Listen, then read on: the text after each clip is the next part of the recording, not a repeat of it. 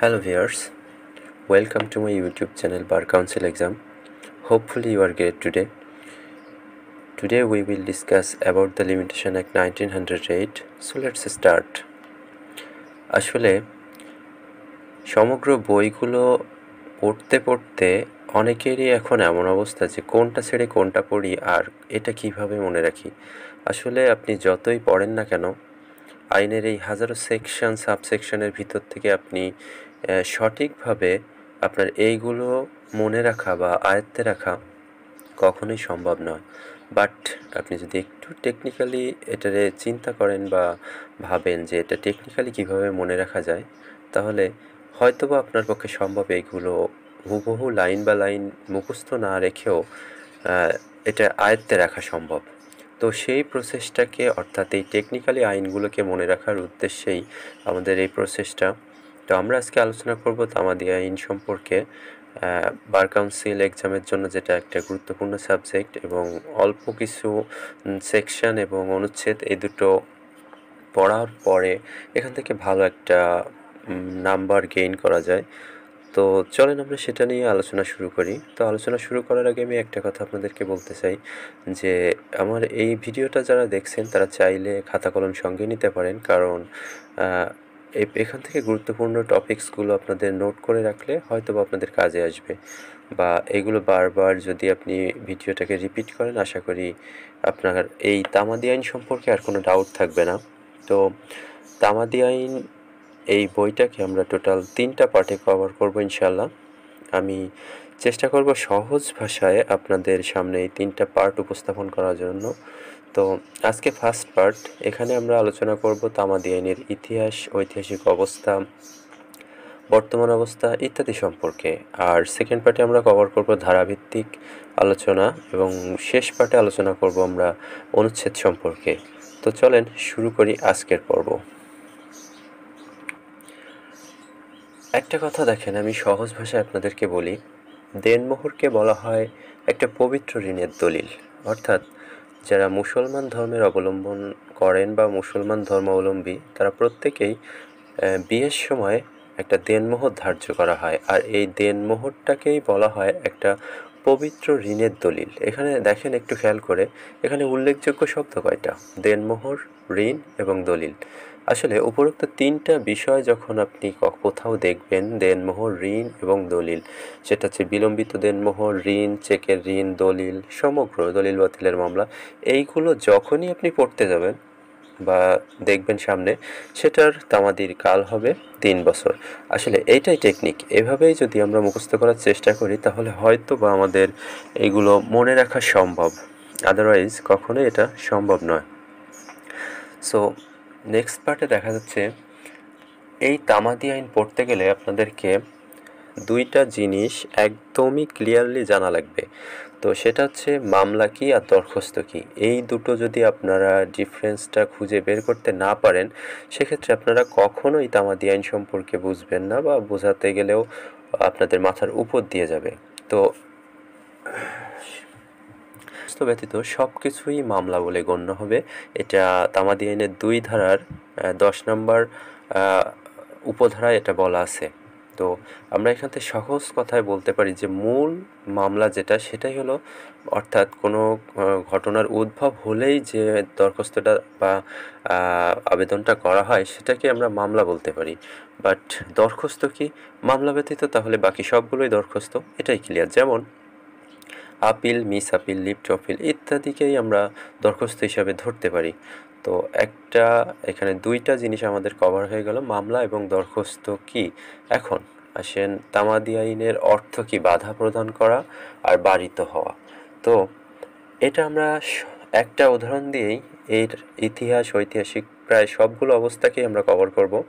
তো দেখেন, সাপোজ আমি যদি বলি আপনাদের, মনে করেন 10টায় কোনো পরীক্ষা শুরু হবে।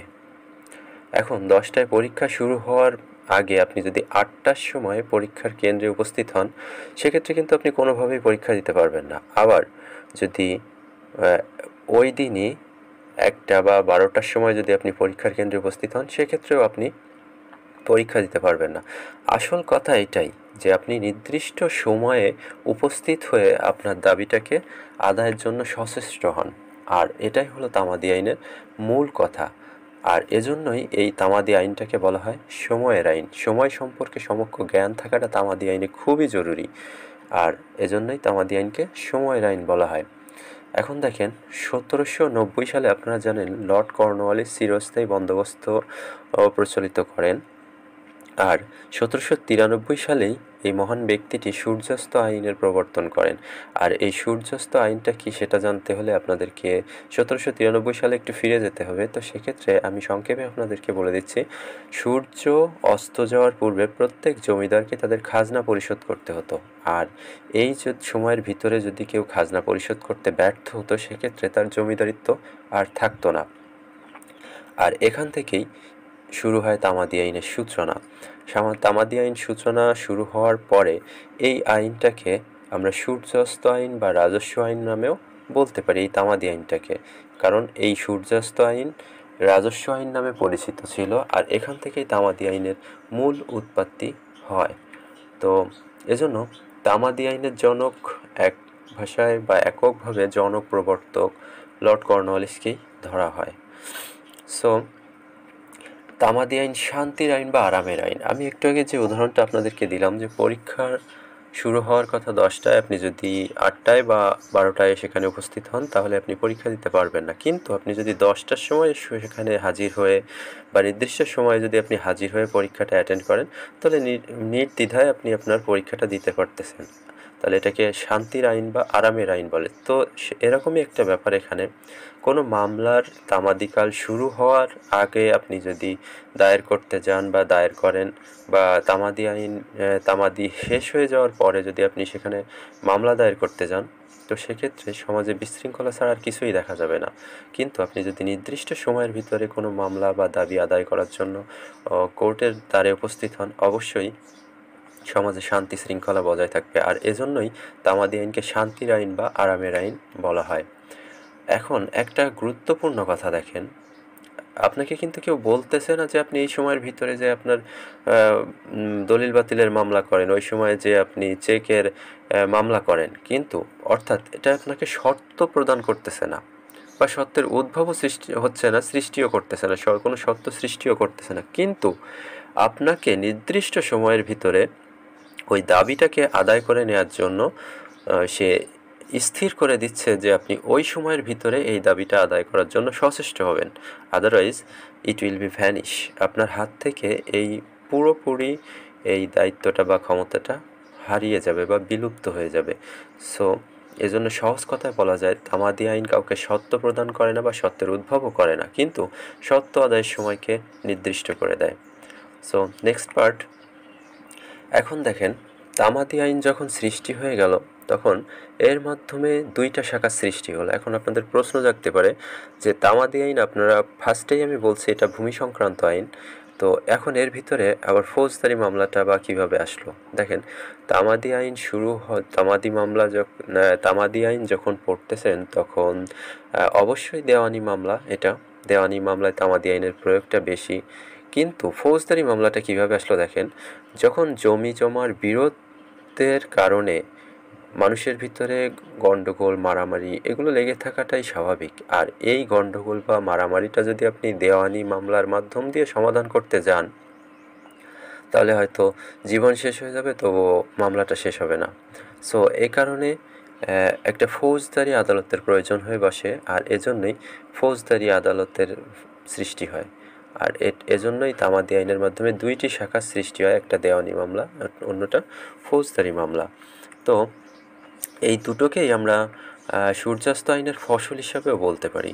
মূল মামলা বলতে কোন মামলাকে বোঝায়? অবশ্যই দেওয়ানি মামলাকে। এগুলো আপনাদেরকে জেনে রাখতে হবে, এগুলো অবশ্যই আপনারা নোট রাখবেন যারা আমার ভিডিওটাকে দেখছেন। মূল মামলা বলতে দেওয়ানি মামলাকে বোঝায়। কেস হলো ফৌজদারি মামলার হিসাবে, যখন ফৌজদারি মামলা হয় তখন সেটাকে কেস বলে।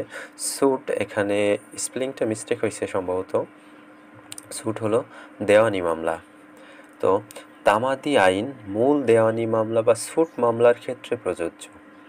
মূল ফৌজদারি মামলায় প্রযোজ্য নয়, কিন্তু বিশেষ ফৌজদারি মামলার ক্ষেত্রে প্রযোজ্য। এখানে আপনাদের প্রশ্ন থাকতে পারে বিশেষ ফৌজদারি মামলা কোনটা।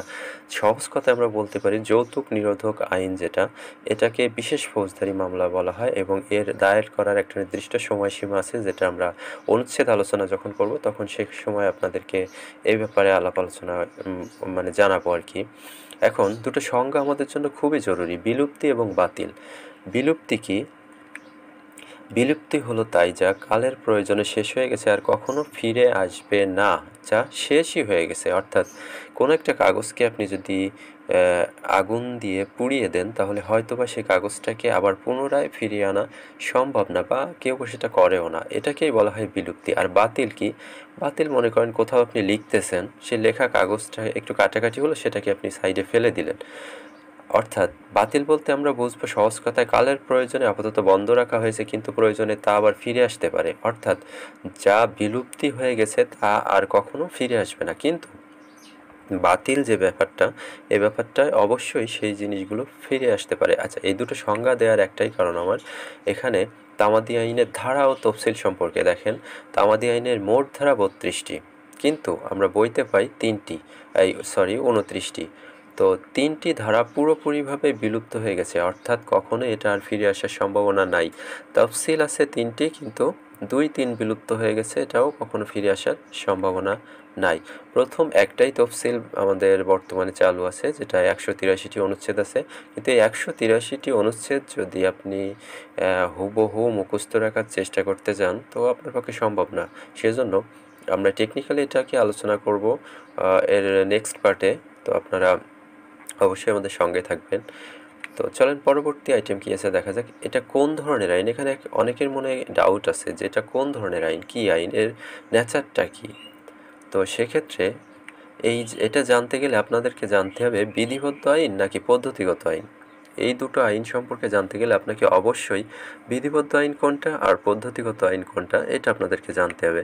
তো বিধিবদ্ধ আইনকে ইংরেজি ভাষায় বলা হয় অবজেক্টিভ ল।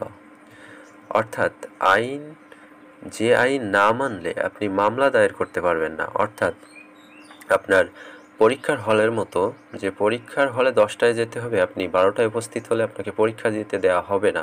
সেরকম নির্দিষ্ট সময় অর্থাৎ 2 বছরের ভিতরে মামলা দায়ের করতে হবে, আপনি 3 বছর পরে যে মামলা দায়ের করতে গেলেন, এই আইন আপনাকে মানাই লাগবে। অর্থাৎ আমি বোঝাতে চাচ্ছি যে আপনাকে নির্দিষ্ট সময়ের ভিতরে মামলা দায়ের করতে হবে। এইটা আপনাকে যে আইন দ্বারা বোঝানো হয় সেই আইনটাকে বলা হয় বিধিবদ্ধ আইন।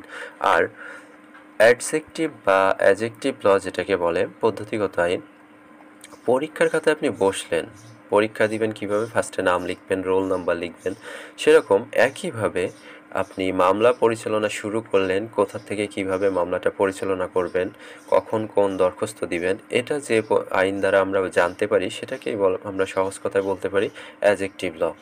তো আমি আশা করি এই দুটো বিষয় নিয়ে আপনারা সম্পূর্ণ ক্লিয়ার। তো দেখেন, এই সাবজেক্ট অর্থাৎ তামাদি আইনের এই যে সাবজেক্টটা, এই সাবজেক্টের এই রুলগুলো যদি আমরা না মানি, সেক্ষেত্রে আমরা দেওয়ানি বা এর যে দেওয়ানি নেচারের যে মামলাগুলো আছে সেগুলো আমরা দায়ের করতে পারবো না। কিন্তু এটা আবার পদ্ধতিগত আইনের ভিতরে পড়ে, কারণ আপনি কখন কোন দরখাস্তটা দায়ের করবেন সেটা শুধুমাত্র এই সাবজেক্টটাই আপনাদেরকে দেখায়। তো সেক্ষেত্রে আপনাকে বিধিবদ্ধ আইন এবং পদ্ধতিগত আইন দুটো সম্পর্কেই আপনাকে সমগ্র জ্ঞান থাকতে হবে। তো ফার্স্টে এটা বিধিবদ্ধ আইন হিসাবে আমরা প্রাধান্য দিতে পারি, আর সেকেন্ড দিতে পারি পদ্ধতিগত আইন হিসাবে। তো যেখানে আমরা বিধিবদ্ধ আইন দেখতে পাবো সেখানে আমরা বিধিবদ্ধটাই দিব, এটাই যৌক্তিকতা দেখাচ্ছে। আর যেখানে এটা না থাকবে বিধিবদ্ধ আইন, সেখানে আপনি অবশ্যই পদ্ধতিগত আইন দিবেন। সো আশা করি এ ব্যাপারে আপনার আর কোনো ডাউট নেই। আমি আমার মতো বোঝানোর চেষ্টা করেছি, আশা করছি আপনারা এটা দেখে উপকৃত হয়েছেন। সো ফার্স্ট টপিকটা এটুকুই ছিল, আর আমরা পরবর্তী টপিকসগুলো নিয়ে খুব শীঘ্রই আপনাদের মাঝে হাজির হব। ততক্ষণ পর্যন্ত ভালো থাকবেন। যারা ভিডিওটা এতক্ষণ দেখলেন, আশা করি আপনাদের ভালো লেগেছে। So thank you so much for watching this video.